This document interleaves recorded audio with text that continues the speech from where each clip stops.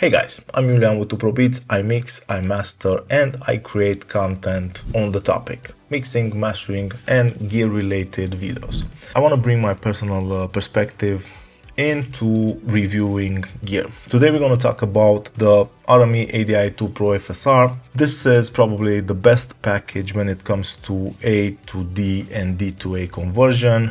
It's a high-end USB converter and a headphone amplifier. We're gonna start with the build quality.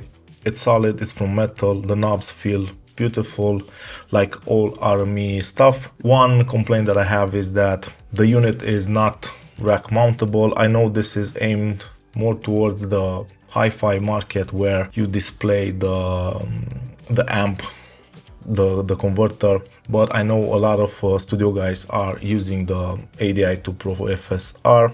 So I don't know why RME is sticking with this design and they don't allow ears to be added to the unit, so it can be rack mountable. Myself, I'm not a really technical guy when it comes to sound, but this is why I think reviews like this that are a bit more from a personal perspective are truly valuable. I don't want to talk about numbers, but I want to talk about my experience with the units. I don't think this unit is the best when it comes to sound. I have plenty experience with other converters. I've used an AD Plus from Dangerous, B16 from Burl. I think those are a bit more appealing when it comes to sound because you have more mojo, let's call it.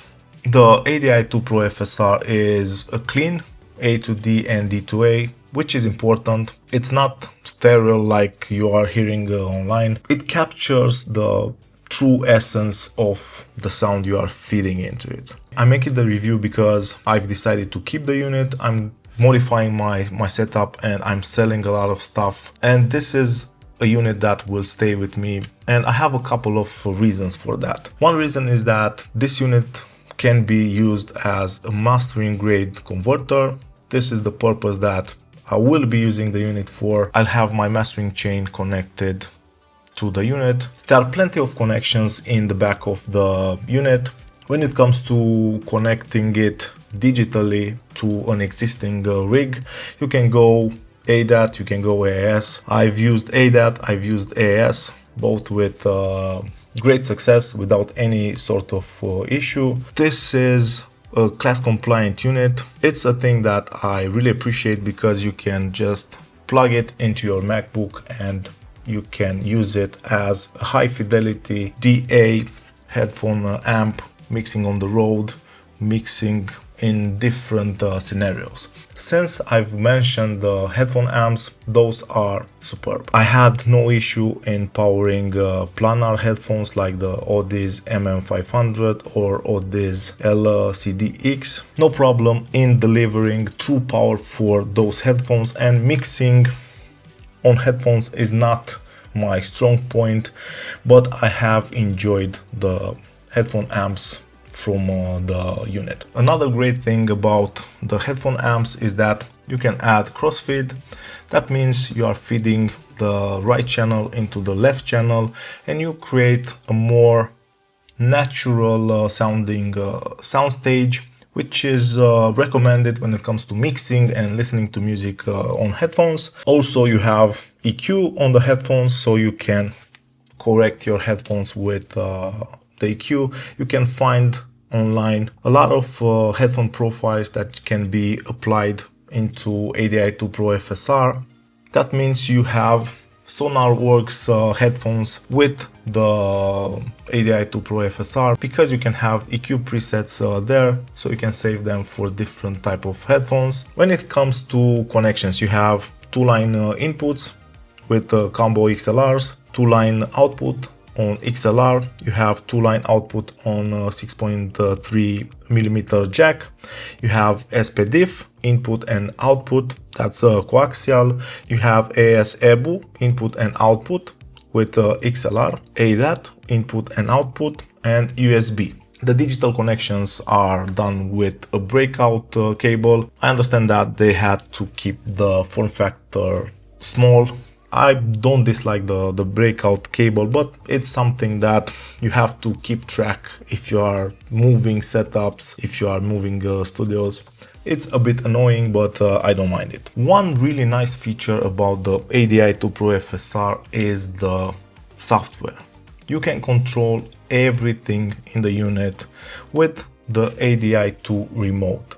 You have to connect the unit via USB, that's how this works. But then you have the pages, line in, line out, phones 1, 2, phones 3, 4. You have the device settings, you have the modes, the standby, you have all the EQ presets. This is such a nice feature to have. You also have the ability to change the AD filters from SD sharp, SD slow, slow and sharp. There isn't a night and day difference, but there is a difference. So you can use that if you are mastering to capture or to send out the signal in a different way. So you have a bit of wiggle room to imprint some sort of character in the sound. Like I've said, it's nothing major when it comes to sound, but it's there. When it comes to mastering, most of the time I'm using SD sharp.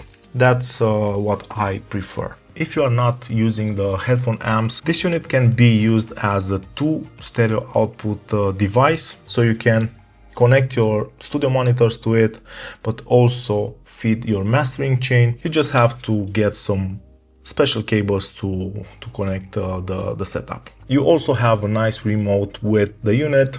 Since I'm using this mostly for mastering, for capturing and for sending the music out to the mastering chain, I don't use the remote that much. One downside is the fact that the unit doesn't connect to TotalMix. If you are in the RME ecosystem, it's something that you have to consider. TotalMix is not seeing the ADI-2 Pro FSR, but as a plus you have loopback, so you can use it to create content, you can use it to sample, you can use it in different ways. As a conclusion, my personal opinion is that this is probably one of the best A to D, D to A total package that you can get for mixing, monitoring, mastering, with the ability to be portable. The price is also affordable. I think it's under 2K. I don't think it has serious competitors in this range. One competitor that comes to mind is the Lynx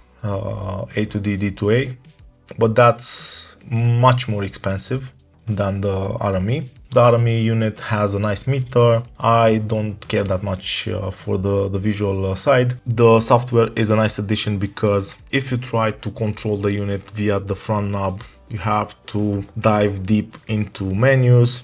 I don't like that that much. This features the steady clock FS. You don't have wall clock in, wall clock out, but I had no issues with sample rates. At the end of this video, I just want to say that this is a solid pick if you are looking for a mastering converter, if you are looking for headphone amps, if you are looking for something to be your centerpiece. When I first got it, I got it for a different purpose. I wanted to mix on headphones. I was switching studios. I was contemplating moving more towards in the box with a minimal setup. And this was my first pick and my only pick in this budget. I hope that you enjoyed this sort of content. If you do, don't forget to subscribe. If you want more in-depth content and behind the scenes video, join me on Patreon. Thanks for the support and see you guys.